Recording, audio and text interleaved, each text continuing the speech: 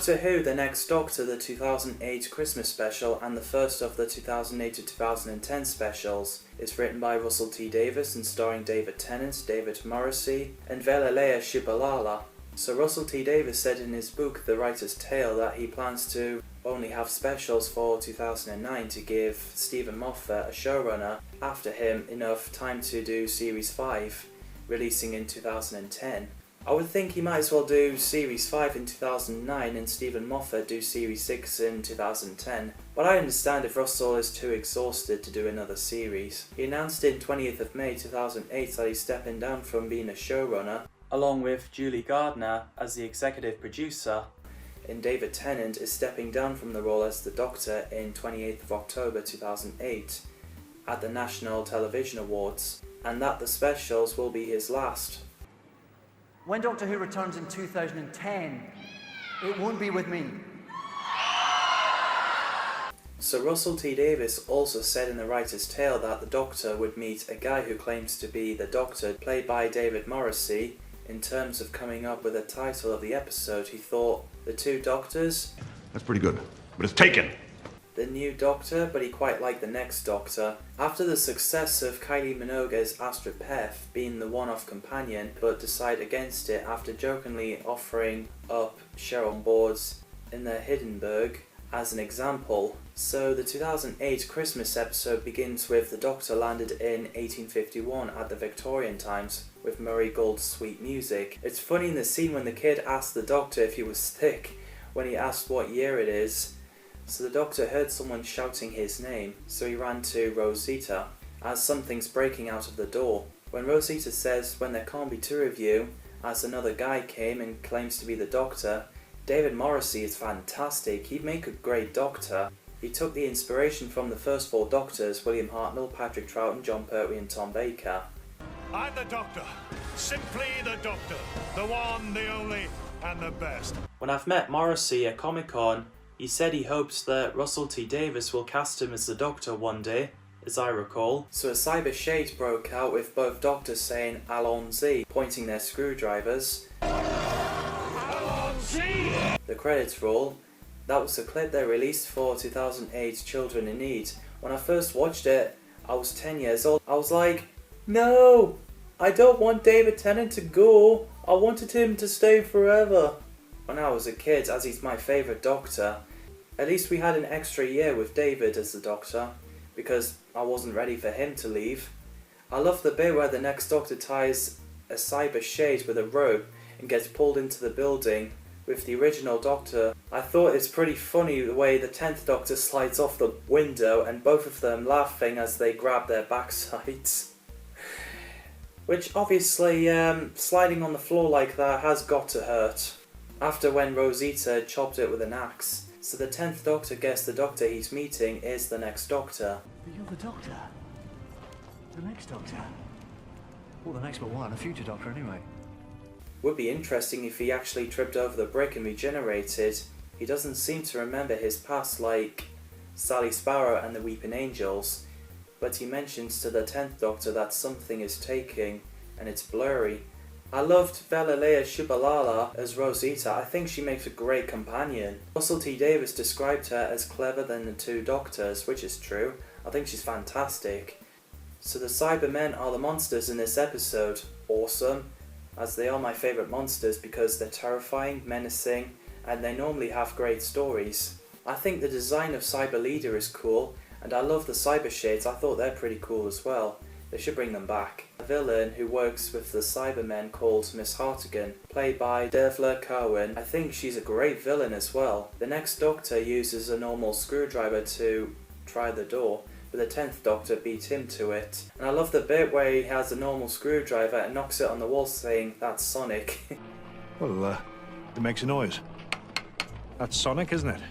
So they looked around inside the house about the information of someone called Jackson Lake, teacher of mathematics from Sussex, who's killed by Cybermen, but he then somehow recognises the 10th Doctor, so he tries the fob watch, but it's just a normal fob watch. He seems to be haunted when you looked at the info stamp. The bit where two Cybermen chasing after both Doctors at the stairs is pretty intense. I actually thought the 10th Doctor was gonna die with it being called the Next Doctor, but thankfully the next version saved him. And yeah, Russell T Davies seems to love blowing Cybermen's heads off as they die.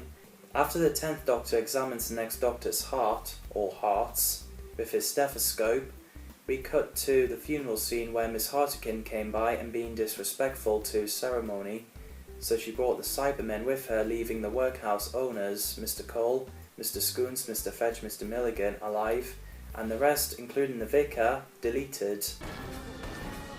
What manner of men are they? Cybermen. I find it quite a brutal scene. This really shows how dangerous Cybermen can be. Apparently Hartigan's first name is Mercy. At least the TARDIS translate is very clever, as it would sound odd that if she was called Thank You Hartigan. So both Doctors reunite with Rosita in the stable that he uses as a temporary base, with Jackson's luggage lying around as evidence. It's funny, every time the 10th Doctor uses a sonic screwdriver and the Next Doctor hears it, and the 10th Doctor just tells him that he's whistling. So the 10th Doctor is curious to see what the Next Doctor's TARDIS looked like. It turns out to be a hot air balloon. I love how that version of the TARDIS stands for Tethered Aerial Release Developed in Style. I think it's brilliant. I have no idea how they came up with it. It's really clever. Even the 10th Doctor really likes it. When he's like, good TARDIS. Good TARDIS. Neil McDermott plays Jed, who looks after that version of the TARDIS. I like Jed, he's canny. Plus that would have been cool if Morrissey as the 11th Doctor with Jed and Rosita as the companions. I would like that combination. So the 10th Doctor came to realise that the Next Doctor is not who he says he is. So both Doctors and Rosita sat in the room. He explains about the connection between Jackson Lake and the Next Doctor, the Cybermen and Daleks and Void and stuff. He sees JL Nishrals on fob watch. So it turns out the guy who's supposed to be the Next Doctor is actually Jackson Lake. JL. The watch is Jackson Lake's.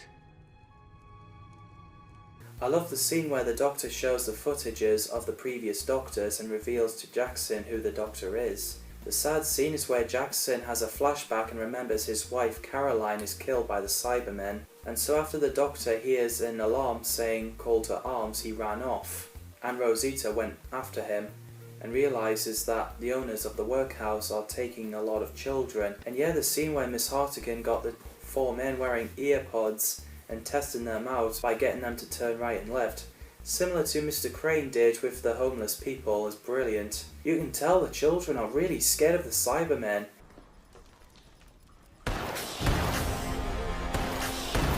I'm not sure if that was acting or if they're really scared, but that is well done. So the Doctor and Rosita meets Miss Hartigan, who explains about her plan, and Cybermen realises who the Doctor is. As she's about to get both Cybermen to kill them, Jackson Lake came and saved them.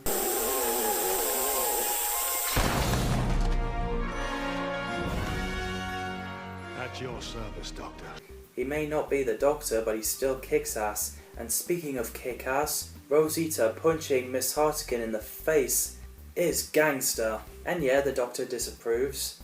So after Miss Hartigan killed all the owners of the workhouse, she got the children to work in the cyber factory. The Doctor, Jackson, Rosita finds a dimension vault, a technology of Dalek design, and they saw all the children working. Meanwhile, Cyber Leader tricks Miss Hartigan to become a Cyber King, and after when she gets electrocuted and open her eyes, it was all black, which looks haunting. Because the children's work are done, Cybermen is about to delete them. Delete. And, well, they did it. The Doctor has failed. He went down on his knees, and Jackson and Rosita didn't forgive him because all the children are gone. Okay, that really didn't happen. No, the Doctor, Jackson and Rosita stopped the Cybermen and saved the children just in time and got them out of the factory. Miss Hartigan's line, And you will obey me. is very similar to the Master's line, so the Cyber King rised up and marching over the Victorian London.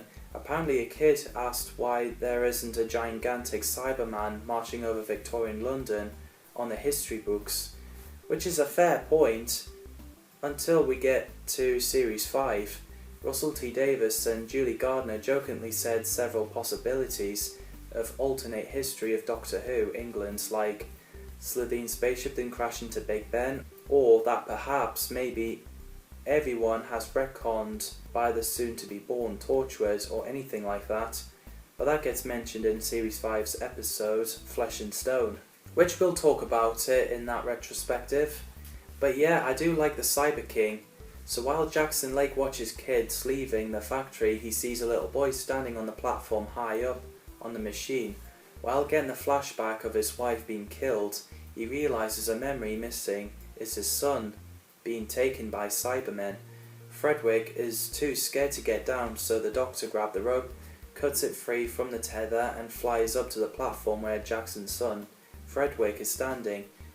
So Fred went on the Doctor's back and swung away from the explosion. I love this bit, that reminds me who the Doctor is. Don't let go.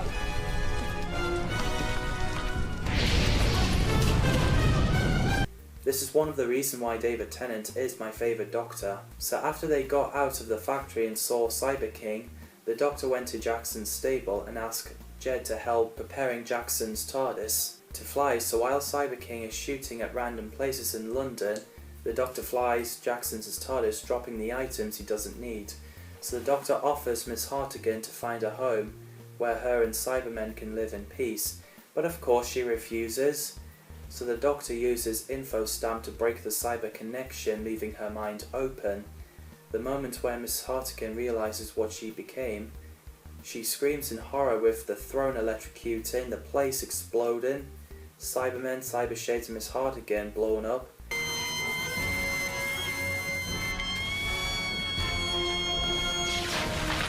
Leading to Cyber King's self-destruct. So the Doctor uses the Dimensional Vault to send Cyber King into the time vortex to be harmlessly disintegrate. Apparently Russell T Davies wasn't happy with this scene, but he couldn't think of a way to stop the Cyber King from crushing London. But he had a different idea. In this alternate ending, Davies imagines Miss Hartigan should have destroyed the Cybermen when she screamed, but she's still in the chair. As the Cyber King falls to the earth, the Doctor calls out to her saying, "Save them." But Julie loved the idea, and I think it's a great way to end the Cyber King if you ask me. So Jackson Lake tells everyone that the Doctor saves lives 1,000 times and he's never been thanked. So he got everyone to give him a round of applause, which is a nice scene. It shows us what heroes deserve after saving lives, like what Spider-Man did. So Jackson became a widower and with Rosita and a nurse maid, I think. So the Doctor shows Jackson the real TARDIS. It is a great scene as well. Complete and utter wonderful nonsense. Oh, very, very silly. He wants to take Jackson to another planet, but he's like, no, no, no. Despite the Doctor couldn't bring himself to join them for Christmas dinner, Jackson Lake makes it a demand, which changed the Doctor's mind. It's a fantastic ending. Merry Christmas to you, Jackson. Merry Christmas indeed, Doctor. They should bring David Morrissey back. So, that's the next Doctor, and I love it. My top 5 favourite Christmas specials. What did you guys think of the next Doctor? Let me know in the comments down below. As always, thanks for watching, and see you in the next video.